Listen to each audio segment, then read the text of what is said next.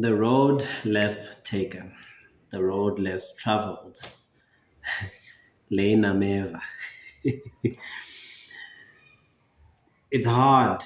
It's really hard to try and work towards something significant. It's really hard to work towards something largely or hugely impactful. It is a lonely road. It is a difficult road. It is a treacherous road. I'm not even sure what that word means, but I'm going to use it. There's challenges, temptations. Sometimes even wonder, why am I even bothering?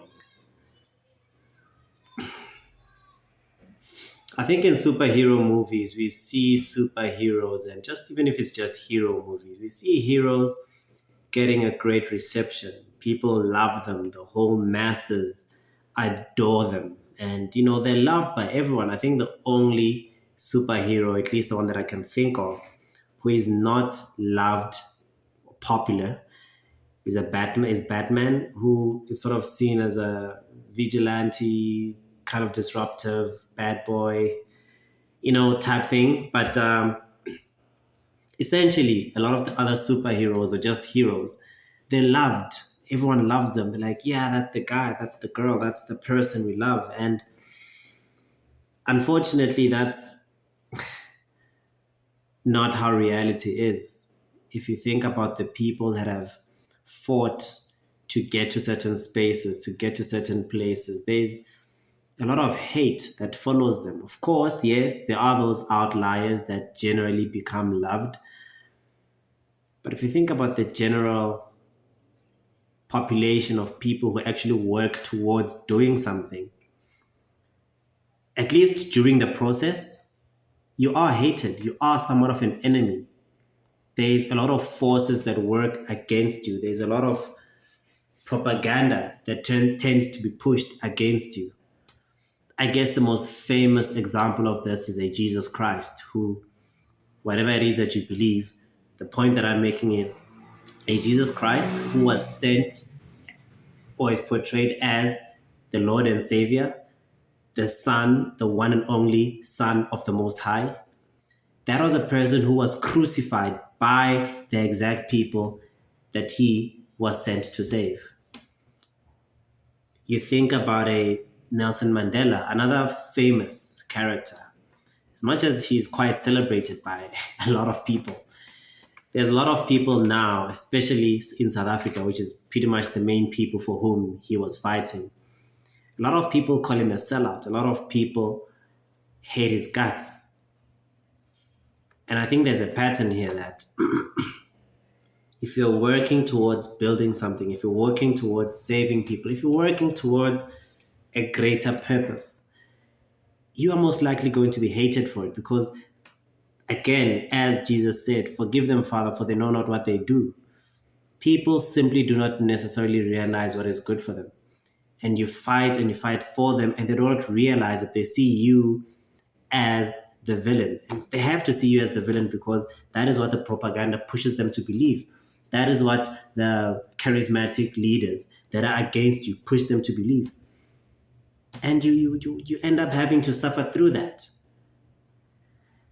A friend of mine told me a story about her mother who lives in an area. She works there, just I think maybe a kilometer away from where she stays. Her home is like a kilometer away from her work, which is a school, primary school. And she doesn't really have expenses, lives alone, owns her house, don't really have rates and taxes. You don't really pay for water, you pay for electricity, but she lives alone, doesn't really do much. It's not so bad. She gets a decent salary. She's a teacher. The car is quite old, so you'd assume it's paid off, and she just travels a kilometer down the road. So she barely spends on petrol. So she felt, hey, you know what? I don't come from a very well off community.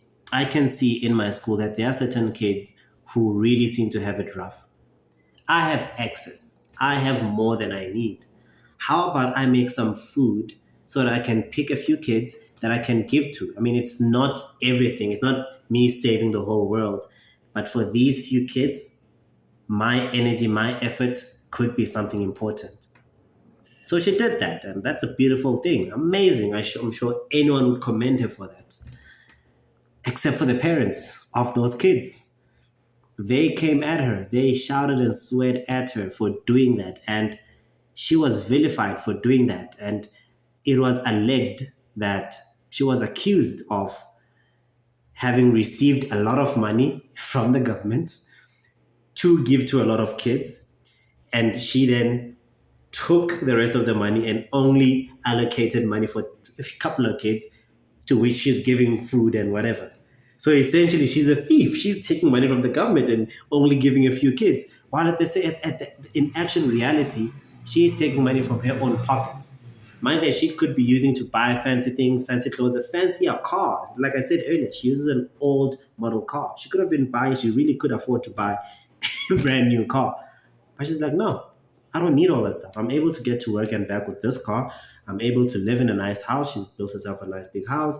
I'm safe. I have all the food I need. I have my electricity. I have my water. I have everything. But then I still have access. Let me then help out. And here she was, crucified, as it were.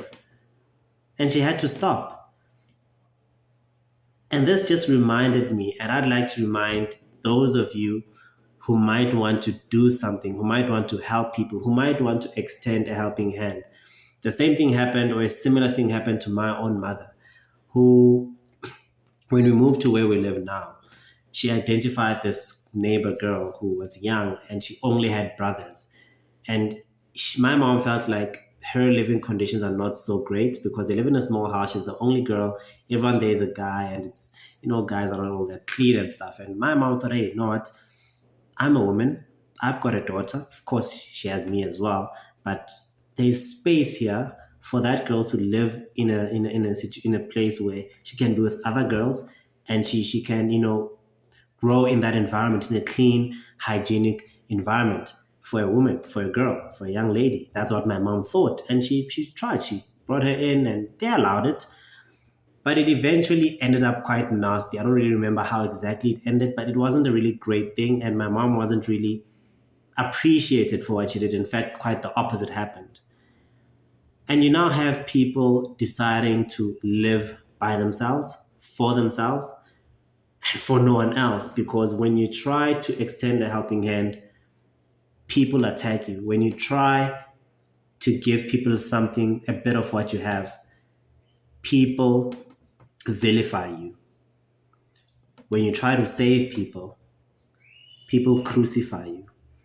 Unfortunately, that is what is meant by the experience of the road less traveled. That is that is what is meant by inzima lendlela inameva iyahlaba. That is exactly what it means. Thorns are not nice. We hear these things and we think, they say that, but really, how bad can it be? Like, that is how bad it is.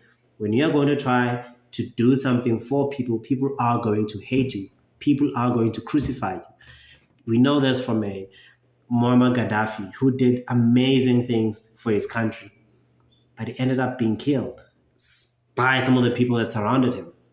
You think about a Patrice Lumumba who was doing great things for his country, but ended up being killed. In fact, his murder was led by his closest friend. And these are some of the things that people who wish to change people's lives, people who wish to change people's situations, people who wish to help other people need to understand that it is not easy. And not easy doesn't mean that you have to wake up every day and work and push and push. No, it is way more than that. It is you having to wake up every day and push and work and put in the effort and do all that.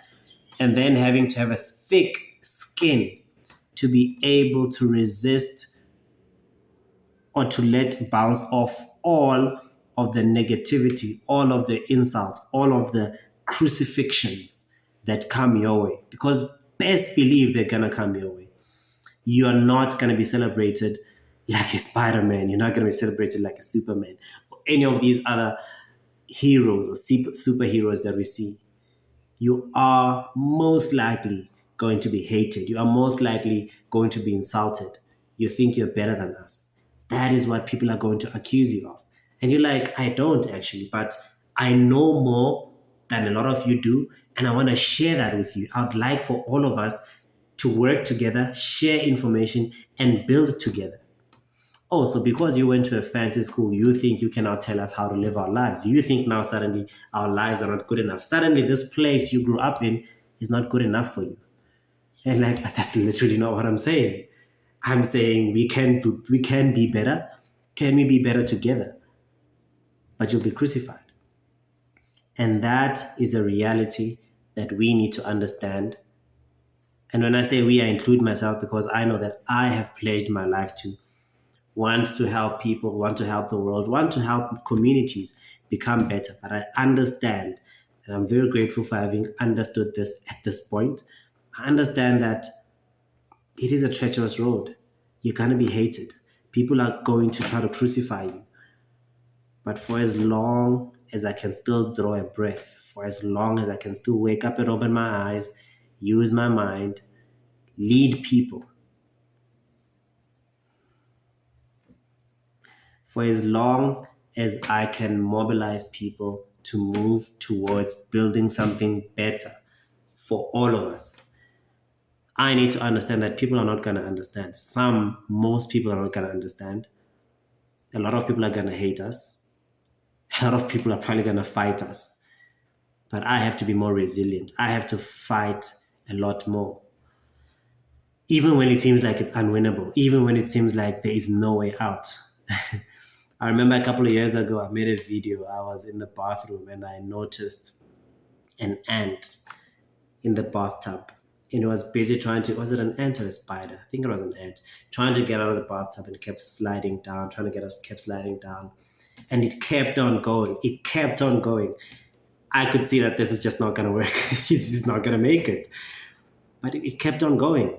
It never let up. It continued to try and try. And yes, maybe not the best of examples, it was never going to make it out. It wasn't. It's just impossible. There's no way that it could achieve the friction required for it to climb up of that side wall of the wall of the bathtub, because bathtubs are inherently slippery. Of course, the ant doesn't understand all of those technicalities, but it was not going to make it. But what inspired me from that ant, and yes, I drew inspiration from an ant, was that it did not give up. It kept on going. It kept on trying. It was probably going to keep on trying to the moment that it dies, to its last breath. And that's what I'd like to implore you guys to do. That even when it seems like all hope is lost, just keep going. Something might come up. For this particular ant, fortunately, I came up and I helped it out. Of course, could have been another guy and it could have died, but it didn't give up and something came and helped it out. And that's what we need to do. I wish I could make a more compelling argument. I wish I could be more convincing, but then I guess with time, I will get better at this. Get better at this. Ooh. I hope that I do get better at this, and I hope that I do get to reach a wider audience. I hope I do get to reach those people, those little people who feel like they're not much, who feel like they do not have too much of an influence, they do not have too loud of a voice to change things, to improve things, to help people.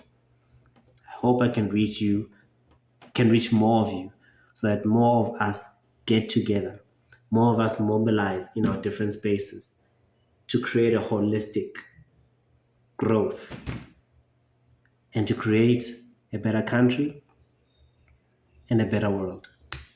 Thank you for watching.